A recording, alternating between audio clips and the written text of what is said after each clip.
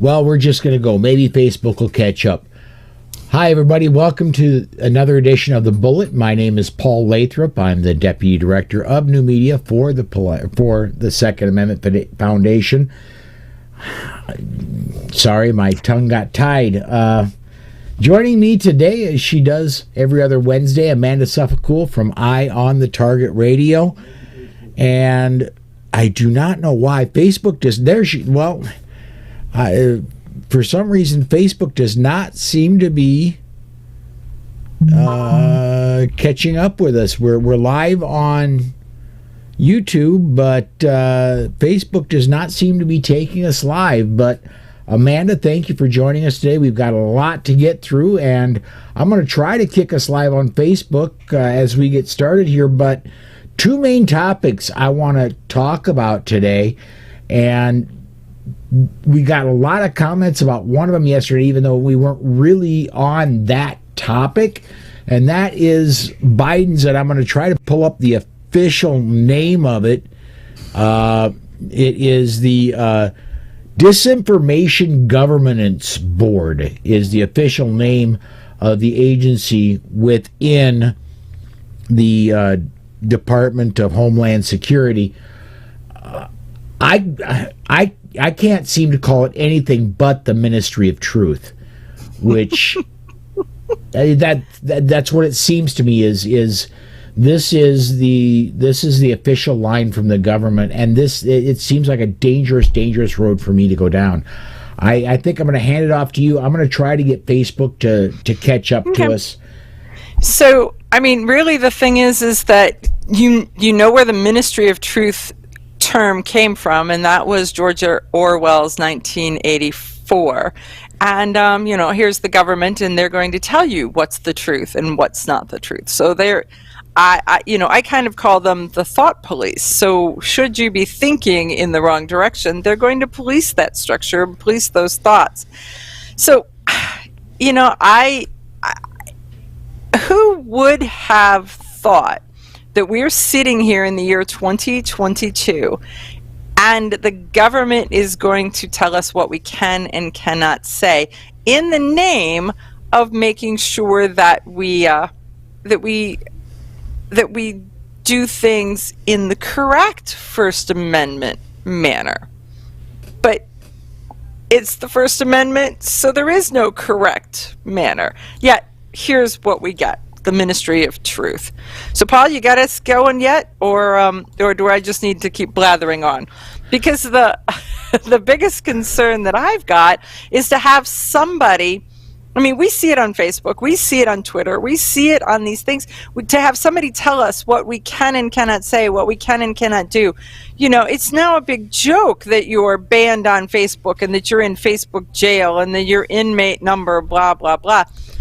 It's a joke, but it's not a joke. I mean, when people are restricted, if you look at Yehuda Reamer and what they've done to him on Instagram, he had a business that was run primarily using Instagram social media to drive traffic to him and to drive his statements out.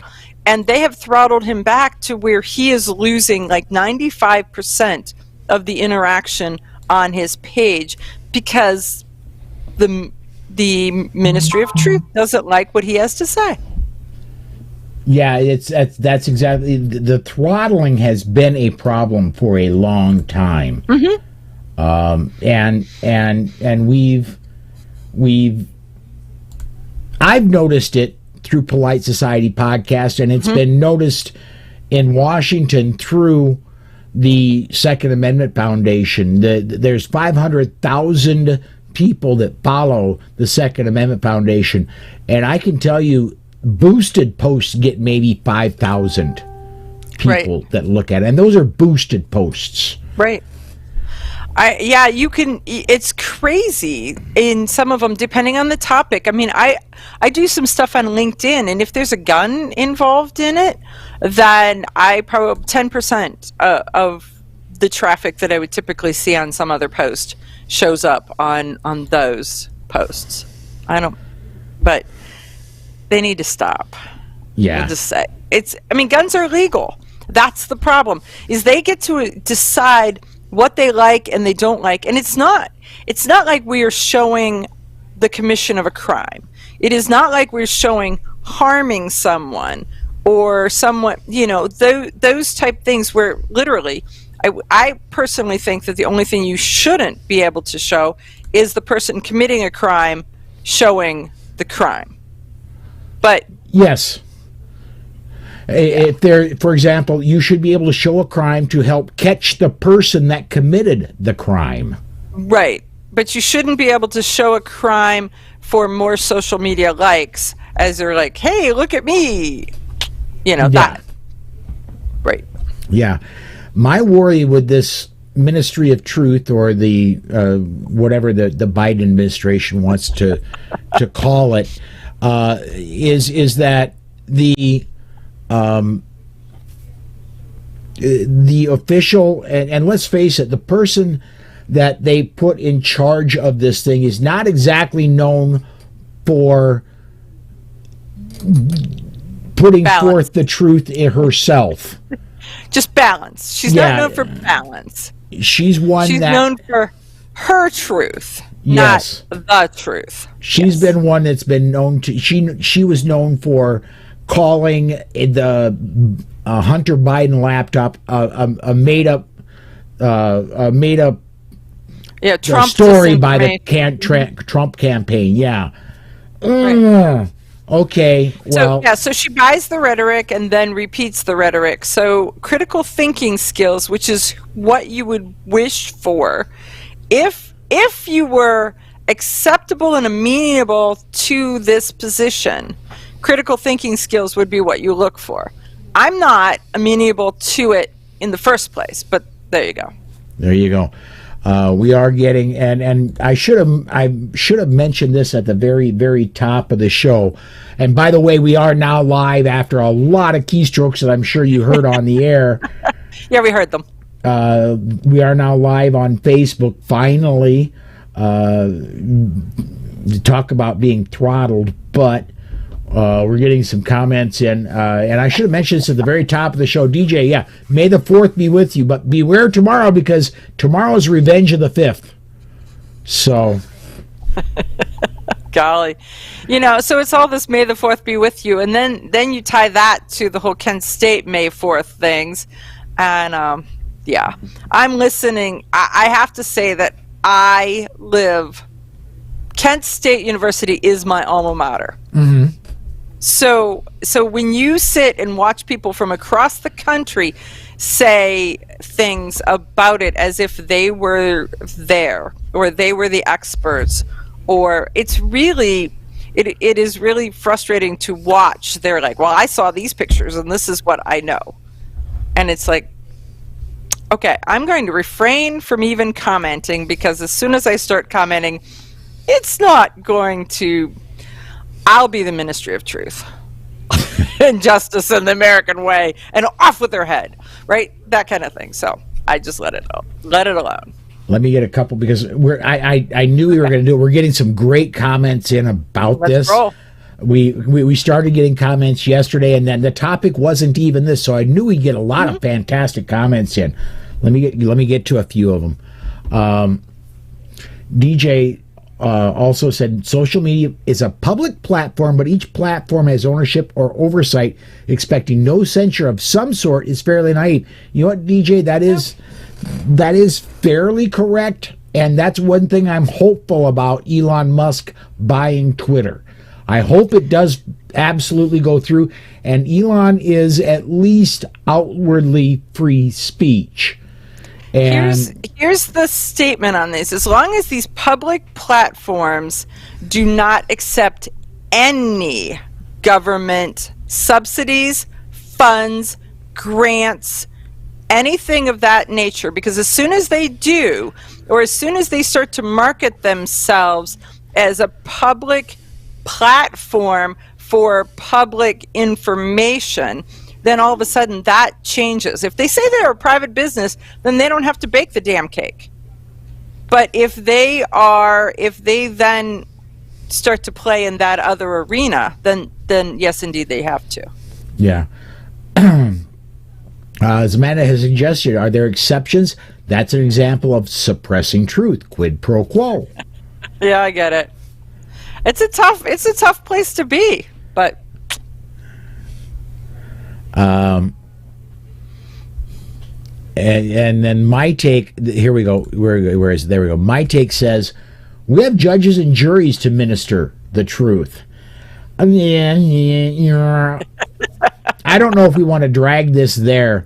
What I'm worried about, what I do not want, is the government to say what is the truth, because and I seen something again on social media, as a matter of fact on Twitter, I seen, and I thought this was great. All that has to happen right now is for Donald Trump Jr. to say, well, don't worry about the Ministry of Truth, because in 2 years, when my dad wins the presidency back, he'll appoint me as the director of the Ministry of Truth. How fast will it go away? right. Yes, indeed. So, yeah, let's, and we're gonna, and I hate to use this, and I wish I had my, right now there, inside baseball, there are several sets I use in my broadcast software. I don't have my Eye on the Target radio set on right now. I've got the bullet set. If I had my Eye on the Target radio set, I've got this really cool graphic that's titled Circle Back that I could use. But yeah, he uses it a lot. We'll circle back to this topic, I'm sure, but I do want to introduce one other topic that we wanted to cover, Amanda, and that's the leaked document that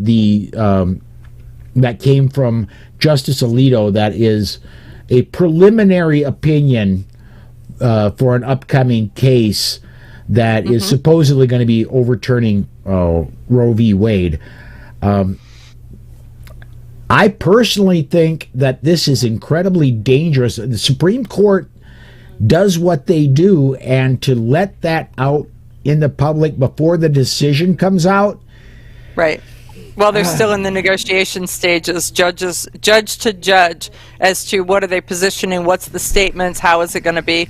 So I think there's a couple things to this, and it's not like we want to, we're going to kind of skip what the topic of that is, because that's not pertinent to what this is. It is more about the court itself and the sanctity of that court and the confidentiality of that court and this broken confidentiality and what our expectations are to that broken confidentiality.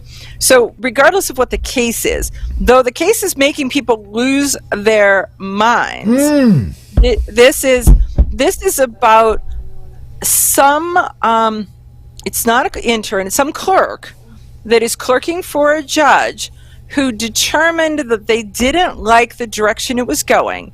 So it's not, this court should be run by the 9 justices.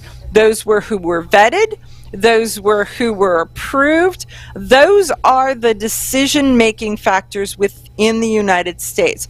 So for a clerk or for a law student or for a new lawyer who's working under one of the justices to make the determination that the public needed to know prior to the system releasing it, that is broken. And I personally believe that they should ferret out who that is, and they should legally spank that person to an extent that they delay their law license, or they do something. What law license?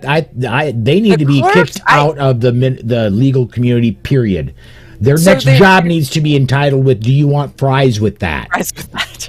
So there is that piece of it, so there should be some serious, because what it did was it causes the entire United States to look at, question, and doubt the happenings of the Supreme Court.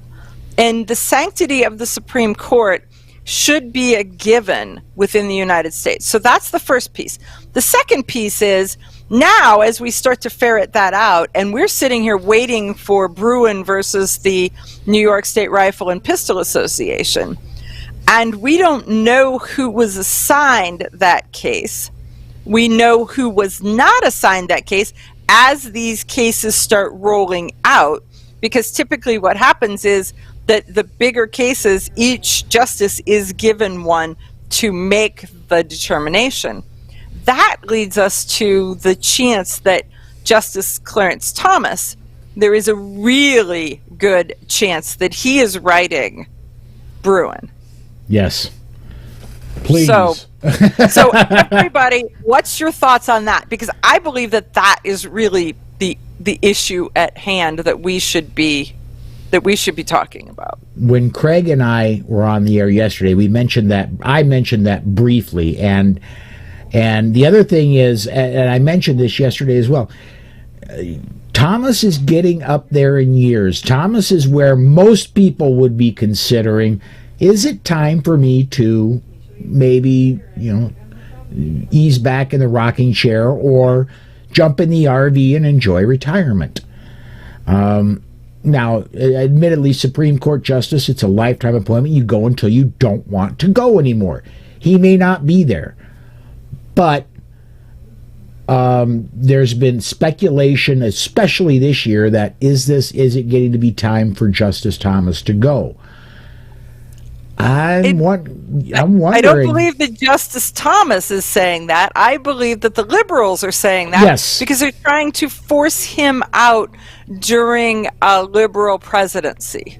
Well, that's it. And the chances that he would jettison himself and say, I'm going to allow Joe Biden to pick my replacement and to set my place in history, yeah, there's two chances, fat and slim. Right. Yeah, there's absolutely zero chance that he'll do that. However, I don't expect he's going to be on the court for another 20 years. The next time there is even a moderate president, I would expect that he will step aside. Let me get a couple comments in here quick, because they've been just screaming in.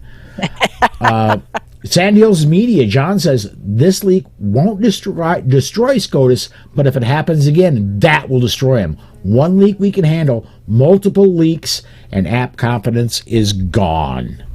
Mm-hmm. I believe that the actions that are taken right now in what they do and how they ferret someone out is critical to people's confidence. Yeah. You see here, we've got a lot.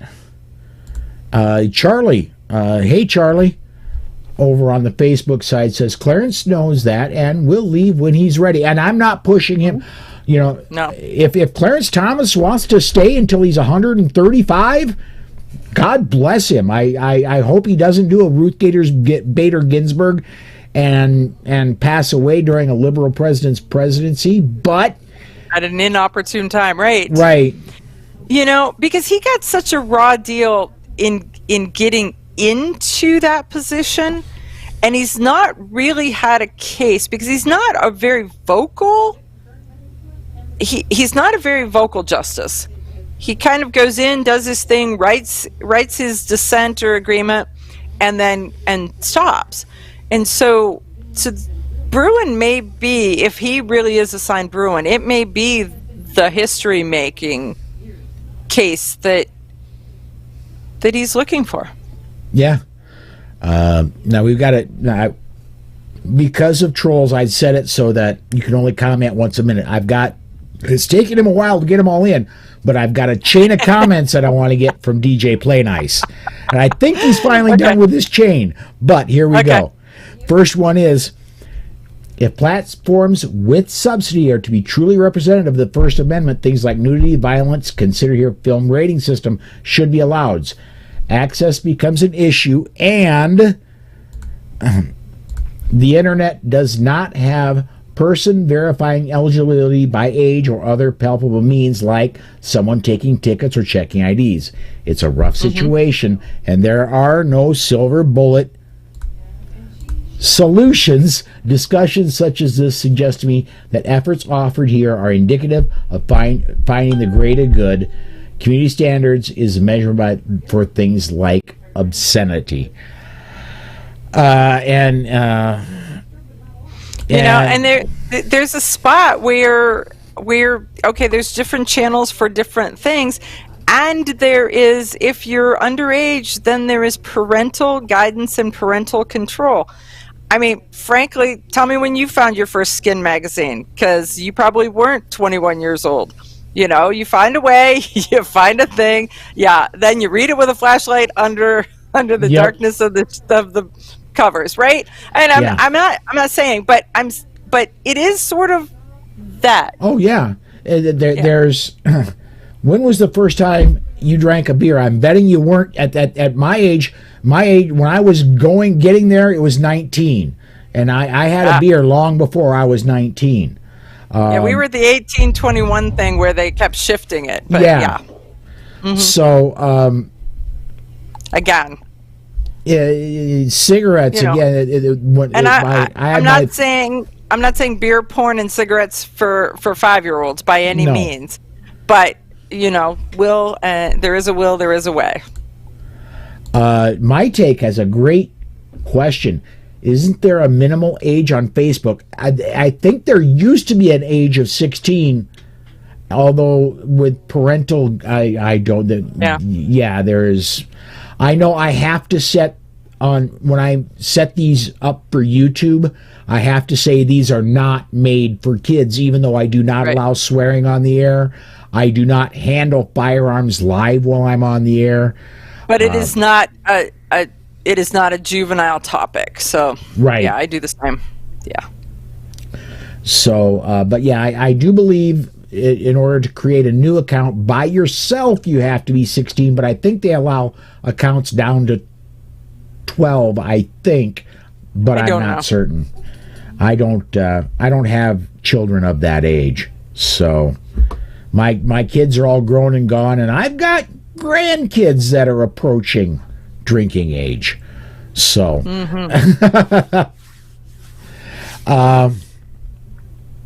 okay, we got any more comments, or are we? And this is going to take us off into another area. I'm a little worried about that because this is not exactly gun related, the area that it may take us to. But let me get this up.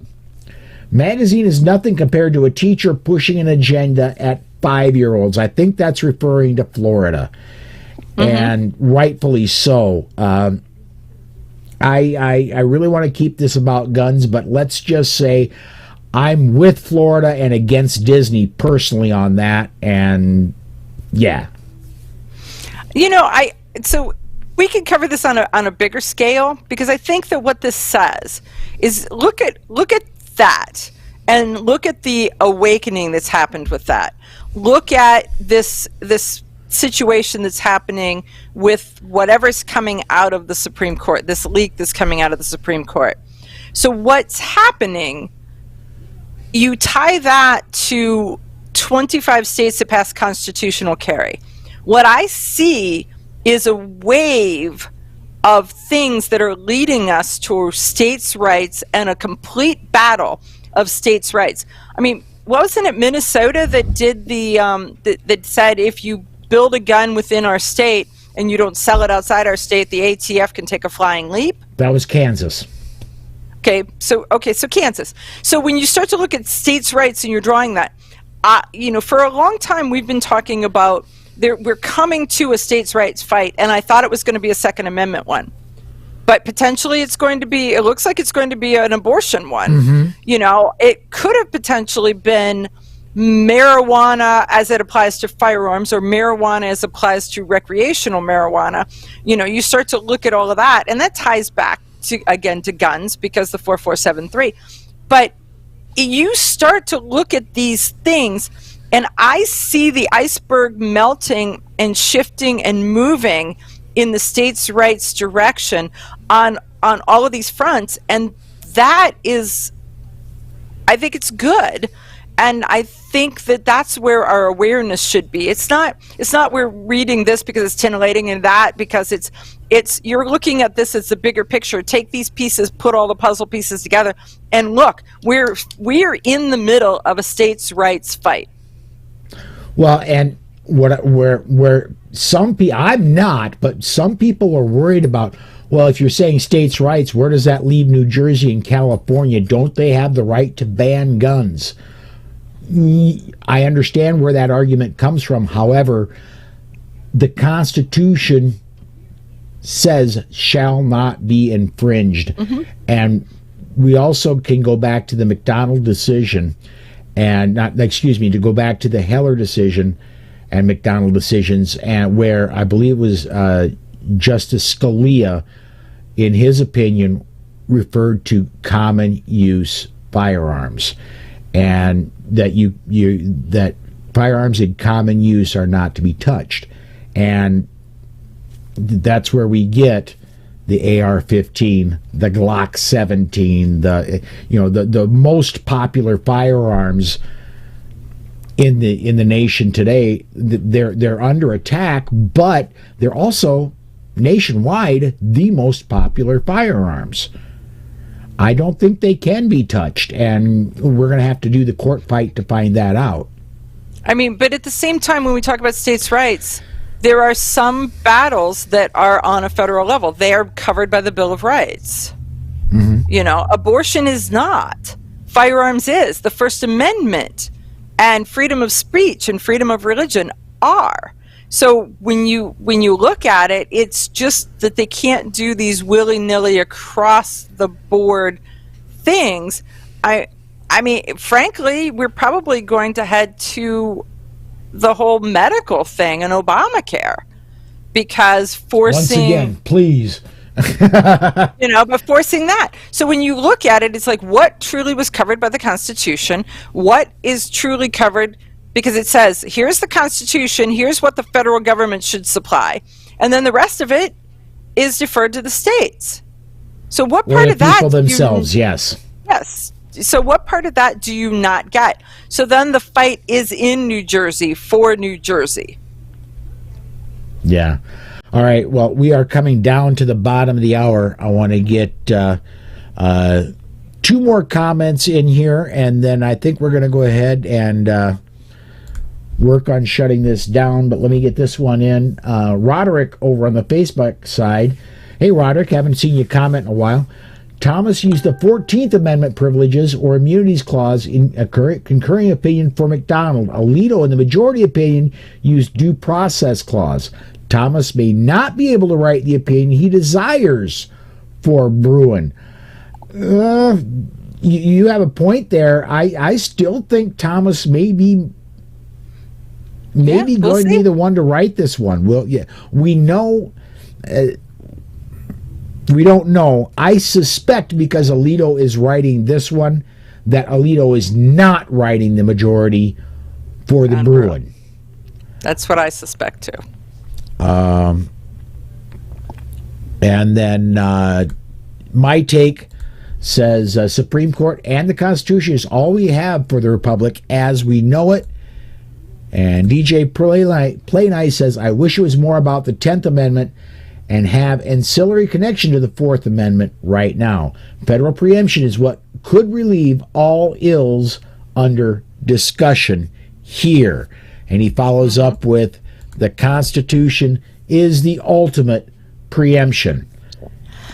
I have to say that I love the interaction with our listeners, because the fact that you guys you're not saying, give me the Constitution and let me figure out which one it is. You are saying, here's this, and citing this. And I just think that's great. I recently had a conversation, and I was talking about the fact that I find it horrid that currently the populace has to learn terms like moot and standing and how the legal cases are working. But you guys just know that stuff. You have read enough that you know it. I mean, there's a whole lot of the population that is currently right now saying, I'm catching up, because they're looking at it. We were talking about election integrity at that conversation. But, right. you know, you really start to kind of see all of that stuff. But so thank you. We're already late, but I want to plug myself something I was privy to. For those of you who aren't aware, I am the video producer for Amanda's Sunday show, Eye on the Target Radio. And she had a guest on Sunday at the second hour of her show, the Ohio Secretary of State. And go back, you can, everywhere you see this show, you can see that show. Go back and watch the second hour of her show on bottom Sunday. Half of the second hour, so quarter 4 of the show. Yeah. And it was a fantastic interview. I loved his take on it. And the cleanup that Ohio has done to their elections is fantastic. I commented tongue-in-cheek, can we get 49 clones of this guy? If we could get if we could get something like that done in all the other states, it would be phenomenal. I personally believe Paul Lathrop, I'm not speaking on behalf of the Second Amendment Foundation, Biden did not win the election. It was stolen, is what I believe. I've yet to be convinced that Trump lost. Well, I'm not sure he's convinced. So here's the interesting part, just to cut you guys to the chase of it. Pennsylvania reached out to Ohio's Secretary of State and said, how do you have it right and we have it wrong? Come talk to us. Wow. Okay, that was pretty amazing. So Frank LaRose, Secretary of State in Ohio, is a military guy who's still part of the reserves, and he's pretty amazing. A friend of mine, her husband died, and within a week and a half, she got a letter from the Board of Elections saying, we believe he's no longer on this earth, and we're taking him out of the voter rolls. If we're wrong, let us know, and we'll leave him. But otherwise, he's going. So the system works, and that's pretty amazing. In South Dakota, you have to miss a presidential election. That's how you get removed. So in Ohio, you don't get removed for missing you get removed from your party, and then you become unaffiliated. So I would double check that. Because I think you've got to miss more than one election to be able to be completely taken off of the voter rolls. You just become an unaffiliated voter. And so you're no longer an R or a D, and you have to re-ask for the ballot of your choice. So I know we're getting to the bottom of this, and you're going to tell me I'm over talking again, like you always do. But I just wanted to say to everybody, guess what? Pay attention. Gun Rights Policy Conference is happening the last weekend in September, first weekend in October, that weekend in Dallas. I got my invitation to speak, and so you'll start to, as you watch Facebook, you'll start to see who they're lining up as speakers, because people will roll that out because they're like, squee, I've been asked. Yeah. Yes. I will say this, as Deputy Director of New Media for the Second Amendment Foundation, I'm the person responsible for broadcasting that thing. I will be the one behind the camera. Trust me, this year, unless I have no say in it, I will not be in front of the camera this year.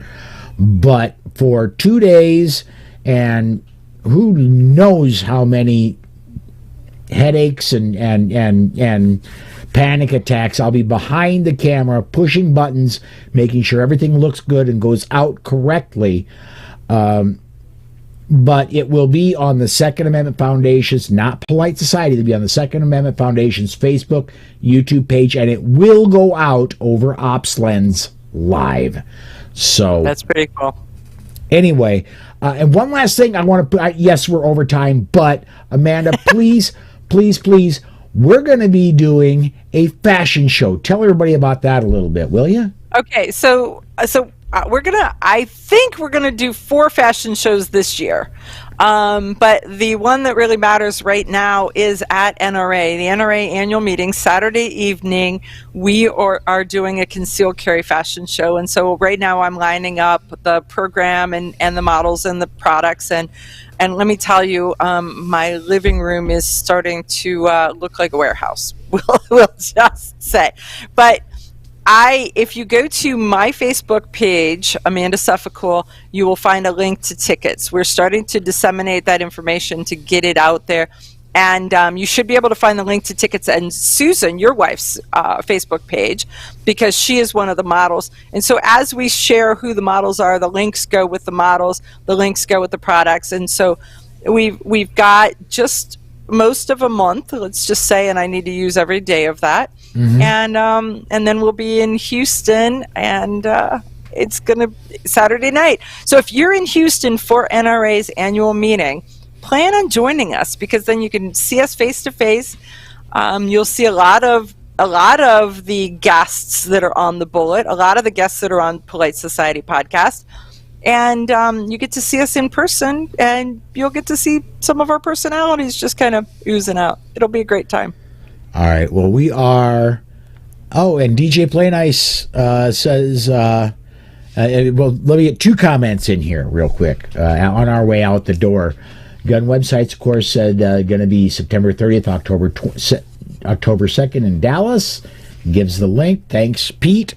And then DJ is going to be there. He says, thanks, G. Going to be my third GRPC.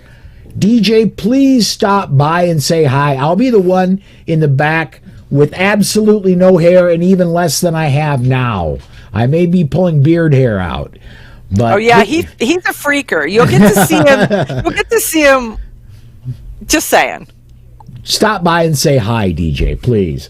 And anybody, if you happen to be there, and I'm not hip deep in cables and trying to make things work, if I look even remotely relaxed, please stop by and say hi. That is going to do it for us today. Please stop by tomorrow, 5 p.m. Central Time. That's going to do it for today. Again, thanks for watching, everybody.